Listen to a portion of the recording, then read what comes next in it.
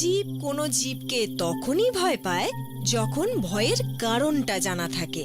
যতক্ষণ সেই বিষয় তার কাছে অজানা থাকে ততক্ষণ সে কোনো কিছুকে ভয় পায় না।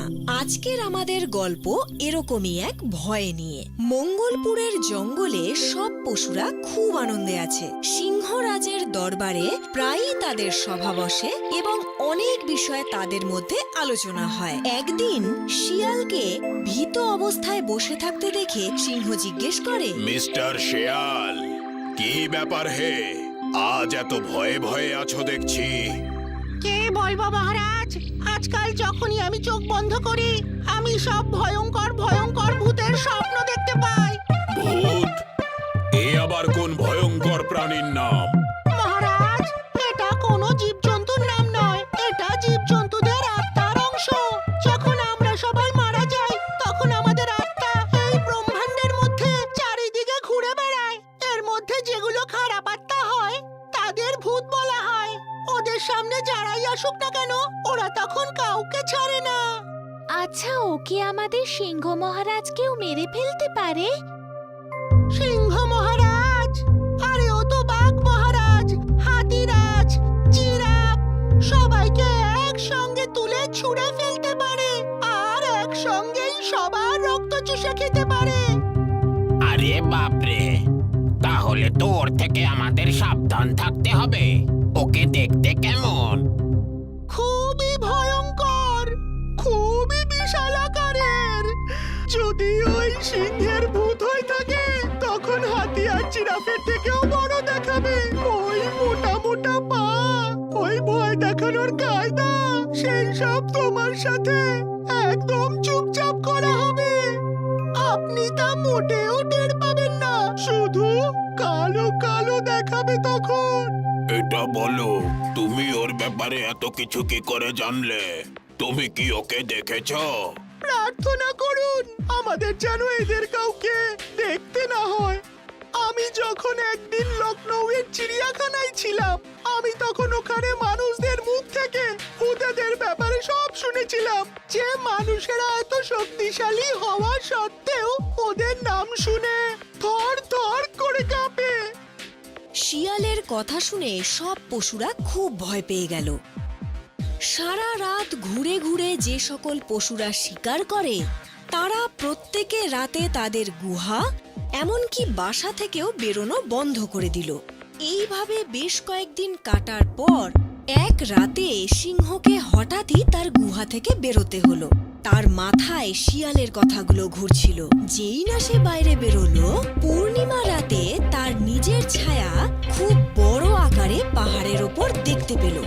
সে তারই পেছনে কালো এত বড় সিংহের ছায়া দেখে ভাবলো এটা বোধহয় কোনো সিংহের ভূত। তারপর আর কি, সিংহ মহারাজ ভয় পেয়ে দৌড়ে তার গুহার মধ্যে ঢুকে গেল। সারা রাত সে ভয়ে নিজের গুহাতে থরথর করে কাঁপছিল। সকাল হওয়া মাত্রই সব পশুদের সে সভায় ডেকে পাঠালো। মহারাজের জয় হোক, সিংহ মহারাজ, আপনি আমাদের বেঁচেছেন। হ্যাঁ, কাল রাতে আমি সিংহের ভূত দেখেছি, হাতির থেকেও বড়। কি? বাঘের ভূত হাতির থেকেও বড়? হ্যাঁ, একদম আমার পাশে পাশে হাঁটছিল। জানি না কখন থেকে হাঁটছিল। আমি চাঁদের আলোয় হাঁটতে বেরিয়েছিলাম, তখনই ওকে দেখলাম। বাপরে, এই বিশাল বিশাল ওর পাগুলো, হাতির থেকেও মোটা আর গোল গোল। যদি আমি ওখান থেকে পালিয়ে না আসতাম তবে ও আমায় মেরেই ফেলতো। মহারাজ, আপনি ছিলেন তাই বেঁচে গেলেন। যদি আপনার জায়গায় আমরা থাকতাম তাহলে। ও অনায়াসেই গিলে ফেলতো। হ্যাঁ, তোমার ভয়ঙ্কর স্বপ্ন সত্যি হচ্ছে শিয়াল। সিংহ মহারাজ, আজ আমি একটা ভয়ঙ্কর স্বপ্ন দেখেছি। কি? আমি দেখেছি যে কিছু ভূত আগুন নিয়ে জঙ্গলের ভেতরে ঢুকে পড়েছে। আগুন? হ্যাঁ, ওরা তো জানতোই আমরা জীবজন্তুরা আগুনে ভয় পাই, হয়তো সেই কারণেই। তাহলে এবার কি হবে শিয়াল ভাই? কি আবার হবে? রাত্রে বেরোনো একেবারে বন্ধ করে দিতে হবে। আর সত্যি সত্যি সেই দিনের পর থেকে সমস্ত পশুরা রাতে ঘুরে বেড়ানো বন্ধ করে দিল। কিন্তু সব পশুরা তো রাতেই শিকার করতে বাইরে বেরোয়, কতদিন আর এইভাবে চলতে পারে? একদিন সকালে হঠাৎ বাঁদর এসে সবাইকে ভয় পাইয়ে দিল। মহারাজ, মহারাজ, ভয়ঙ্কর কাণ্ড, ভয়ঙ্কর কাণ্ড! কি হয়েছে? খুব বিপজ্জনক পরিস্থিতি আসতে চলেছে মহারাজ। আমাদের বাঁচা এবার মুশকিল হয়ে যাবে। আরে বাবা, হয়েছেটা কি? বলো তো আমাদের। তোমার স্বপ্ন সত্যি হয়ে গেছে। কোন স্বপ্ন? এটাই যে ভূত আগুন নিয়ে জঙ্গলে প্রবেশ করেছে। কাল রাতে আমরা কালো পাহাড়ের দিকে যাচ্ছিলাম। ওখানে দেখলাম অনেক বছর ধরে খালি থাকা গুহায় দাউ দাউ করে আগুন লেগেছিল। আগুনের শিখা গুহার বাইরে বেরিয়ে আসছিল। হ্যাঁ, তার মানে হলো একসাথে অনেক ভূত মিলে ওখানে ডেরা বানিয়েছে। তাহলে এটাও হতে পারে কিছু সময় পরে সমস্ত জঙ্গলে হামলা করে আমাদের মেরে ফেলবে। ও মা, এবার আমাদের কি হবে? এভাবে ভয় পেলে তো কিছুই হবে না। আমাদের সবাইকে মিলেমিশে ওদের ওপরে নজর রাখতে হবে। ওরা যদি রোজ রাতে ওই গুহায় আসে তাহলে তো আমাদের জন্য চিন্তার বিষয়। তখন তো আমাদের এই জঙ্গল ছেড়ে চলেই যেতে হবে। আর সেই রাতে সিংহের সাথে সবাই ভয়ে কাঁপতে কাঁপতে ওই গুহার ওপর নজর রাখতে গেল। আর সত্যি সত্যি রাত বাড়ার সাথে সাথে সেই গুহার থেকে আলো বেরোতে দেখা গেল। আলো ধীরে ধীরে জোরালো হচ্ছিল। দেখলেন মহারাজ, গুহার আগুন ধীরে ধীরে বেড়েই চলেছে। এর মানে এক এক করে ভূতেরা আগুন নিয়ে গুহার মধ্যে এসেই চলেছে। আরে কিন্তু কাউকে দেখা যাচ্ছে না কেন? আরে বোকা, ভূতকে কি চোখে দেখা যায় নাকি তাই?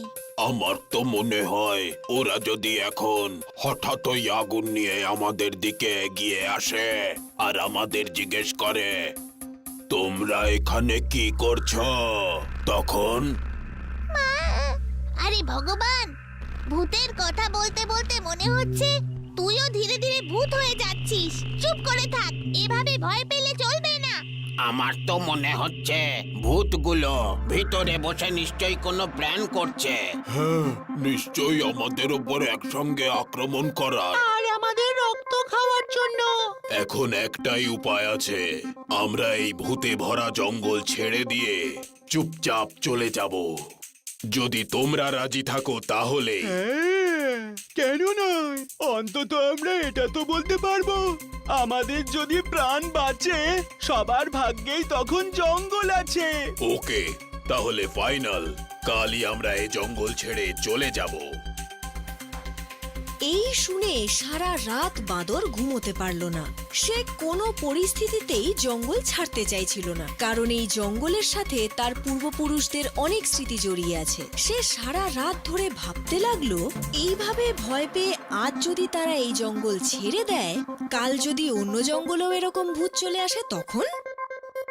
তাহলে তো তারা ধীরে ধীরে জঙ্গল ছাড়তে ছাড়তে শহরে পৌঁছে যাবে, আর শহরের কেউ কিন্তু তাদের ছেড়ে দেবে না। সে চাইলো ওই ভূতেদের সাথে কথা বলতে। তার কথা শুনে সব পশুরা আরো ভয় পেয়ে গেল। পাগল হয়ে গেছে এই বাদর। আরে চুপচাপ পালিয়ে গিয়ে আমরা বেঁচে তো যাব। যদি একবার ভূতেরা আমাদের দেখে ফেলে তখন তো আমাদের আর রক্ষে থাকবে না। আমি আজ রাতে গিয়েই ওনাদের সাথে কথা বলবো যে ভূত ভাই, আপনারা কি শুধুমাত্র আমাদের জঙ্গলই পেয়েছিলেন? আর সব পশুদের, এমনকি সিংহ মহারাজের বোঝানোতেও বাঁদর কোনো কথা শুনল না। আর রাতে ওই ভূতেদের সাথে কথা বলার উদ্দেশ্যে গুহার দিকে রওনা দিল। তাকে থামানোর জন্য তার পিছু পিছু বাকি পশুরাও সেখানে উপস্থিত হলো, কিন্তু বাঁদরকে থামানোর পরিবর্তে তাকে গুহায় ঢুকতে দেখে তারা সবাই চিন্তায় পড়ল। মনে হচ্ছে এই বানরের মৃত্যু দেখা আমাদের ভাগ্যে লেখা আছে। হ্যাঁ, এক্ষুনি ভূত ওর সব রক্ত খেয়ে ওর 10 কেজি ওজনের শরীরটাকে হাফ কেজি ওজনের বানিয়ে ফেলে দেবে।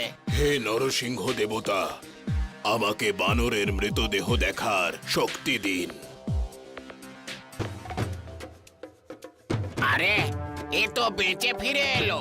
সেই তো বেঁচে ফিরে এলো, না মরে ভূত হয়ে চলে এলো। ভূত? আরে ভয় পেও না তোমরা। আরে বাড়ির ভেতরে কোনো ভূত টুত বলে কিছু নেই।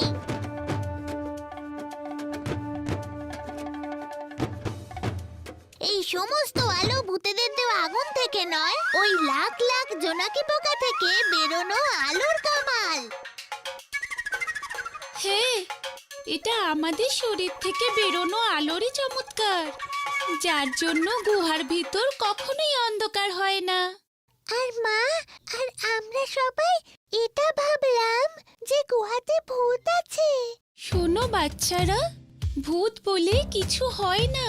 এইসব শুধুমাত্র আমরা কল্পনা করে থাকি, যার জন্য আমাদের ছায়া আমাদের ভূত বলে মনে হয়।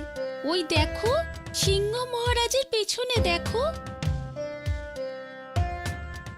সিংহের ভূত, সিংহের ভূত। আরে এটা সিংহ মহারাজের ভূত নয়, স্বয়ং আমাদের সিংহ মহারাজের প্রতিচ্ছায়া, যেটা পূর্ণিমার চাঁদের আলোতে পরিষ্কার দেখা যাচ্ছে। দেখো কাণ্ড, আর আমি এটাকে ভূত ভেবেছিলাম। সিংহ মহারাজ, ভূত বলে কিচ্ছু হয় না। এই সব মানুষের দ্বারা রটানো ভুল কথা। একটা কথা মনে রেখো, কোনো এক ব্যক্তি যদি কোনো ভুল খবরের প্রচার করে, তখন অন্য ব্যক্তি সেই খবরকে বড় আকার ধারণ করিয়ে মানুষকে ভুল পথে চালনা করে। এই রকম ভুল খবরে ভয় পেয়ে নিজের বাড়ি ছেড়ে কখনোই চলে যাওয়া উচিত নয়। প্রথমে সত্যি ঘটনাটা জানার চেষ্টা করা উচিত, কারণ আমরা সবসময় যা শুনি, যা দেখি, যা বুঝি, তা অনেক সময় সত্যি হয় না।